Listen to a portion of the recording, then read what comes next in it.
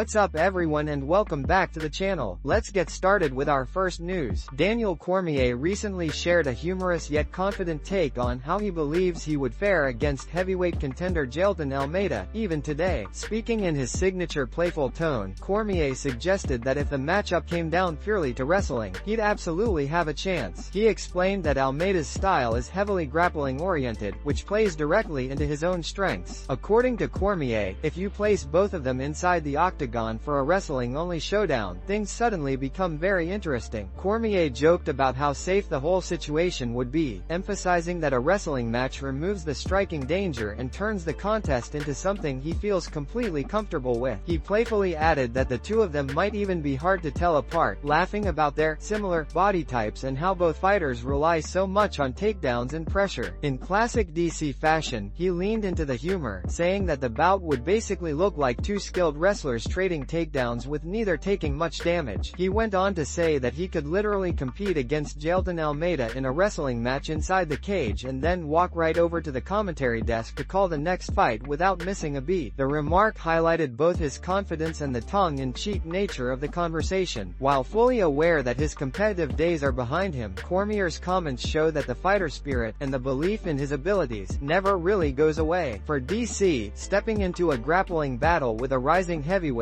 like Almeida isn't a threat, it's just another fun challenge he could tackle while still doing his job on the microphone. Before we jump into the next story, we have a small favor to ask. If you're enjoying the content, please give this video a like, subscribe to the channel, and tap the bell icon. It really helps us out, and ensures you'll never miss an update. Before we jump into the next story, we have a small favor to ask. If you're enjoying the content, please give this video a like, subscribe to the channel, and tap the bell icon. It really helps us out, and ensures you'll never miss an update. Move on to another news. Ali Abdelaziz recently revealed that both he and Khabib Nurmagomedov have spoken directly with UFC President Dana White regarding Umar Nurmagomedov's future in the bantamweight division. According to Ali, the conversation centered around ensuring that Umar takes one more fight before challenging for the bantamweight title again. He explained that while many believe Umar has already done enough to secure a title shot, the team wants to solidify his position with one more performance that removes any possible doubt. When asked whether the UFC had discussed the situation with them, Ali confirmed that the talks were very clear. He and Khabib reached out to Hunter Campbell and Dana White, and together they agreed that the best move would be for Umar to face another top contender, potentially someone like Davison Figueiredo or another high-profile opponent. Ali emphasized that they aren't looking for an easy path. Their goal is to keep Umar active, keep him sharp, and make sure that when he does fight for the belt, there is no question that he is the rightful #1 contender. Ali also addressed the behavior of other fighters in the division, criticizing what he sees as strategic maneuvering to avoid difficult matchups. He suggested that some contenders pretend to be unavailable or injured to bypass challenging fights, calling this approach the opposite of what true champions do. In contrast, he pointed out that Umar is willing and ready to face anyone ranked behind him, and that being the best in the world means proving it by beating everyone, without excuses, delays, or selective matchmaking. According to Ali, Umar is clearly the top contender, and the fighters ranked below him should be eager to test themselves against him if they truly believe they are championship material. He expressed strong confidence that none of those contenders can defeat Umar, reaffirming the belief held by both him and Khabib that Umar Nurmagomedov is on track to become one of the best fighters in the division. Their message to the UFC was simple: give Umar one more fight, let him dominate again, and then there will be no denying that he deserves his shot at the title. Move on to another news. UFC 322's highly anticipated main event is now officially set after both Islam Makhachev and Della Maddalena successfully made weight. The atmosphere at the weigh-ins was electric, with fans eagerly awaiting confirmation that the welterweight title fight would proceed without complications. Despite a brief moment of confusion when Jack appeared slightly over the limit, officials quickly clarified that the reading was influenced by his shorts. Once that was addressed, his weight was recorded accurately at 169.8 pounds, confirming that he was well within the required range. Observers noted how composed Jack remained, showing the professionalism and discipline he brings to every fight week. One of the major talking points was Jack's physical size and how much weight he cuts to make the welterweight limit. Analysts pointed out that he is a true welterweight who undergoes a significant cut to reach 170 pounds, making the challenge all the more impressive. His ability ability to still perform at a high level after such a cut has been part of what makes him one of the division's most dangerous contenders. Islam Makhachev then stepped onto the scale, aiming to become a two-division champion, a rare feat in UFC history. He weighed in at 170 pounds on the dot, looking relaxed, focused, and physically comfortable. Members of his team mentioned throughout fight week how much easier this training camp has felt compared to previous ones. Moving up in weight meant he no longer had to endure the extreme cuts associated with lightweight, which often required him to drain himself heavily in the final days before weigh-ins. According to those close to him, Makhachev has felt stronger, healthier, and more energized during this entire preparation. The lack of severe weight cutting allowed him to train harder and recover quicker, giving him a confidence that was clearly visible as he made his way to the scale. Coaches said everything, from sparring sessions to conditioning work, has gone smoother than in past camps. With both fighters officially on weight and the belts ready, UFC 322's main event is locked in. Fans can now look forward to a historic clash,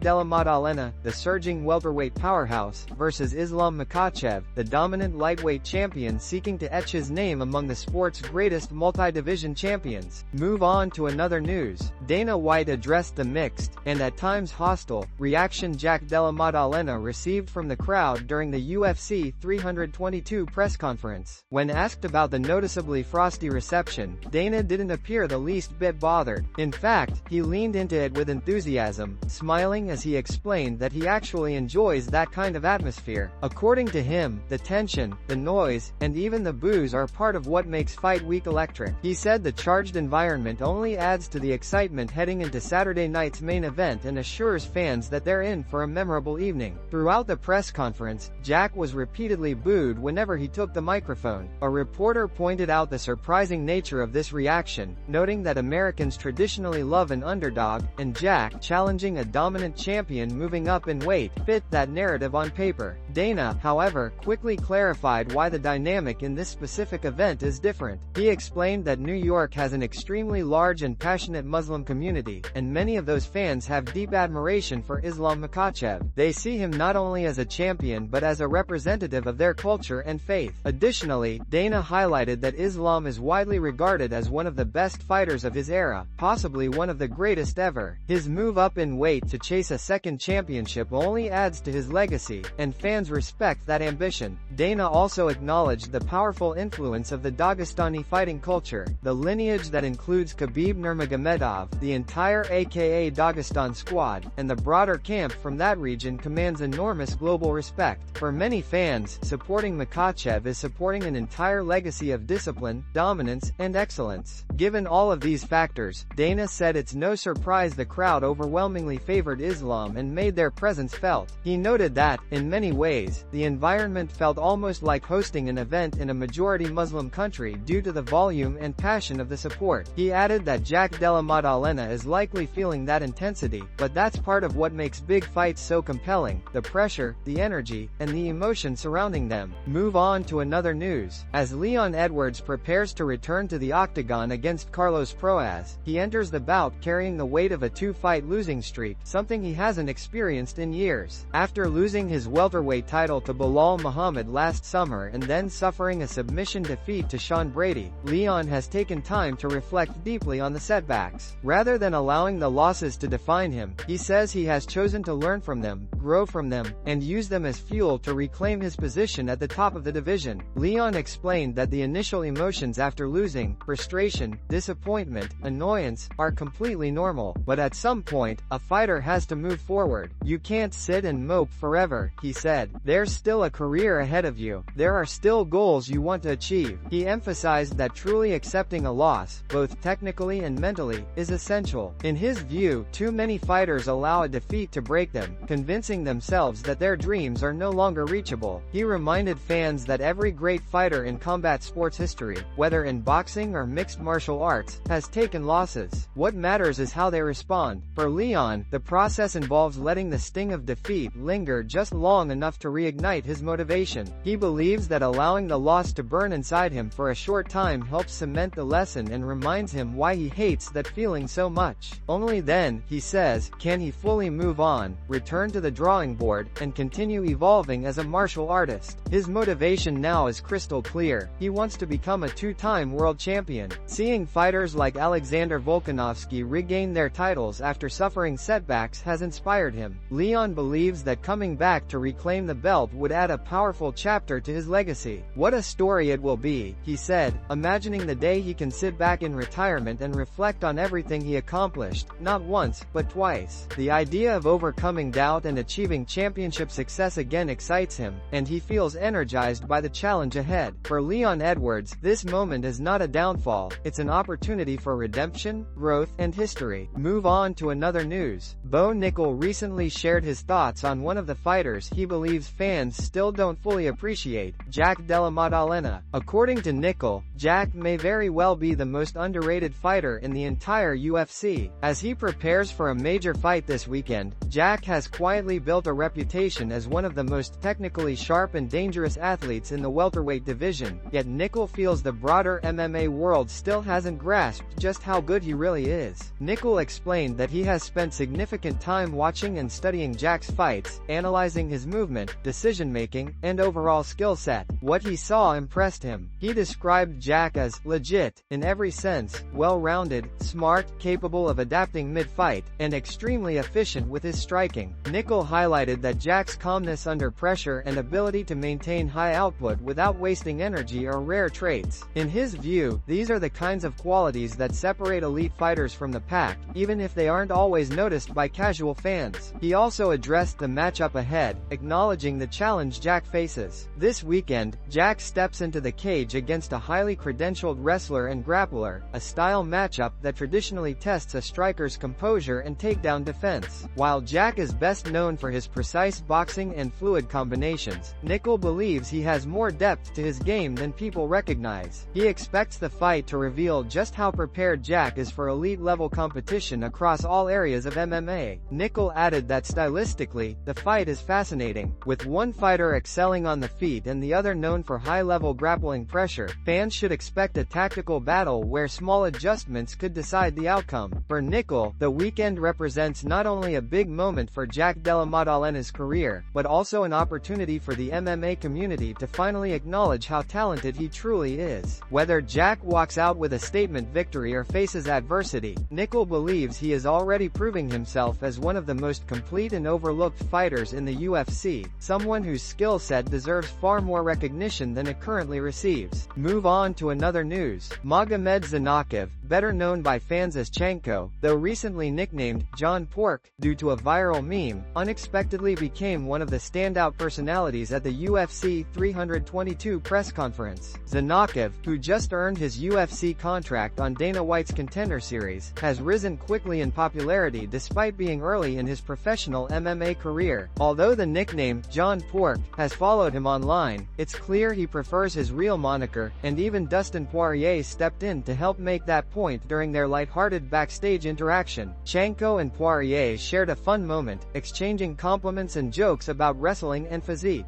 Poirier, amused by the nickname confusion, clarified to fans, he likes Chenko, call him Chenko, not John Pork. The two fighters bonded over training, toughness, and mutual respect, with Poirier telling him he looked in great shape and Chenko returning the compliment. Their genuine interaction showcased the positive energy surrounding Chenko as he enters the UFC spotlight. With UFC 322 now just days away, excitement continues to build. Jack Della Maddalena vs Islam Makhachev headlines the card, promising one of the most intriguing stylistic matchups of the year. Fans across the sport are gearing up for a massive Saturday night. For those planning to place bets on the event, MyBookie once again positioned itself as a prominent platform for fight night wagering. The service highlights long-standing involvement in the MMA community through fighter collaborations, predictions, and fan-focused promotions. Their Partner Picks section gathers selections from creators and fighters, with certain lines boosted for higher payouts. MyBookie emphasizes user-friendly betting options throughout the entire card, from early prelims to the main event, giving fans numerous ways to stay engaged. New users signing up with promo code FULLMOUNT can receive their first wager covered up to $500 through a bet-back bonus. This promotional offer extends beyond UFC 322, also applying to Thanksgiving NFL matchups, giving bettors the opportunity to build their bankroll throughout the weekend. As anticipation grows, UFC 322 322 promises action, storylines, and breakout moments, both inside the cage and across the community. Whether fans tune in for the fights, the rising stars like Chenko, or the betting excitement, this weekend is shaping up to be one of the biggest of the year.